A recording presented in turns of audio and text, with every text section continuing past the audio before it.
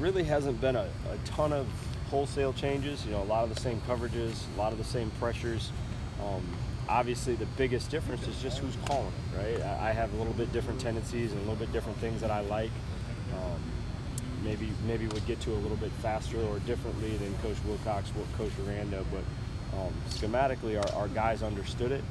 They're playing very fast. They're very confident in it. So we didn't necessarily have to change a whole lot, but did make a few tweaks. How important was it for you to be on the field on game day to call stuff? Does that make a difference? I think it does for me, just to kind of keep a better pulse on the guys.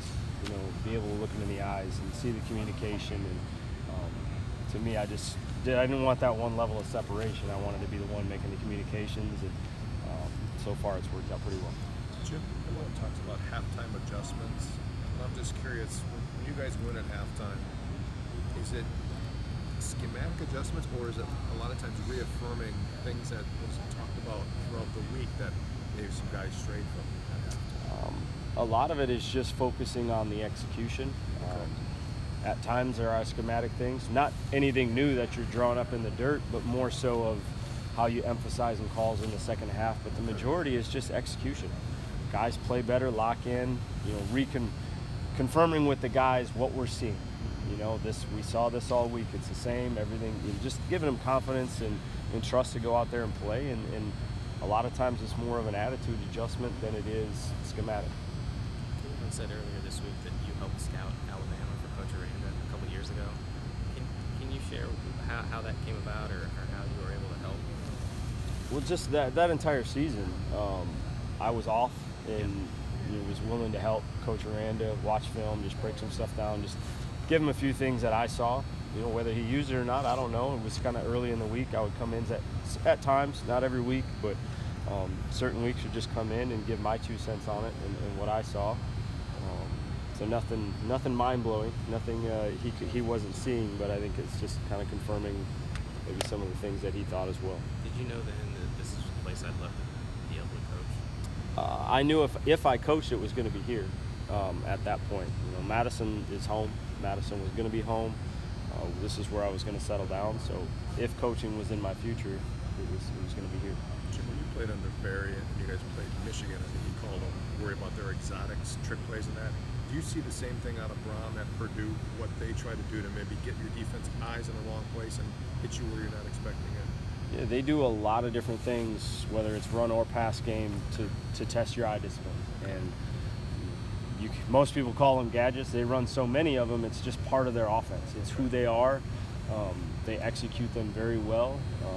So to us, it isn't really a gadget week. This is their offense. It is every single call you have to understand how to make adjustments. You have to understand where your eyes need to be, or that's where they kill people.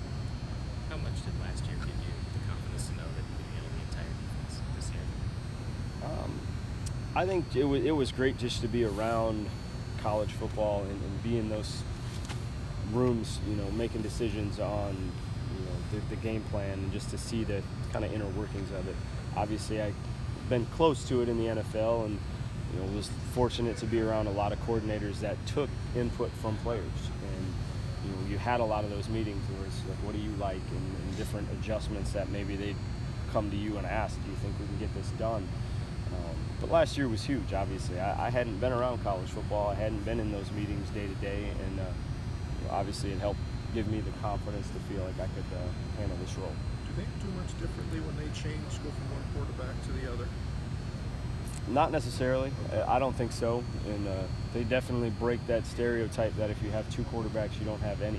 They're both very effective in what they do. So you have to treat those guys, you know, as very, very capable players, and they want to throw the ball, and they have confidence. They don't baby one of those guys. It's not like a different offense where they're a little more cautious or conservative. They let those guys play and throw the ball all over the place. What have you seen from Nick Nelson so far this year? Has he kind of lived up to what you expected to see out of him in his first season playing here? Yeah, I mean, obviously I have very high goals for Nick, as he does for himself. I'm going to critique him and grade him at a higher level because I think he has that ability and talent. He's played extremely well. You when people have tested him, he's showed up. There's some things that he would like back that I would like him to do better, but from a consistency standpoint, he shows up and he competes every play. He does that, and when you do that and you're willing to learn, you're going to be successful, and you add that talent on top of it, he's going to make a lot of plays. We just got to get him with the ball in his hands a little bit more. Jim, what kind of progress have you seen from Alec James the last couple of years? It seems like maybe a couple of years ago the perception was he was more of a pass rushing guy. And do you think he's a really complete player now? Yeah, there's no question. It's a very difficult position. A lot of times what we ask him to do, and it's hard to find those guys, and it really came in from day one that he stepped in the program and has had a role. So you just see the confidence that he plays with. He understands what he's supposed to do, how he's supposed to do it, and then he really has become a complete run and pass player for us. And I think he's accepted that challenge of being a game changer on the defensive line, rather than just got to do my job and eat up blocks or something like that. That's sometimes the mentality of those guys, where I think he realizes that at this point in his career he can go out and try to make plays as well. Does he have, I guess, more speed than you typically see from the defensive end position? Yeah, I mean, he may be a little bit undersized for that position, not drastically, but he does bring that explosion, the power, and the twitch to that position, and that helps him out. He's very quick off the ball. He gets in offensive linemen a lot of times before they get that second foot in the ground and stuff like that, and definitely helps him out. When it comes to just back to the quarterbacks, is there any particular skill set that you see differences between the two quarterbacks that Purdue uses? No, I mean, I think number 2 probably has a little bit bigger arm.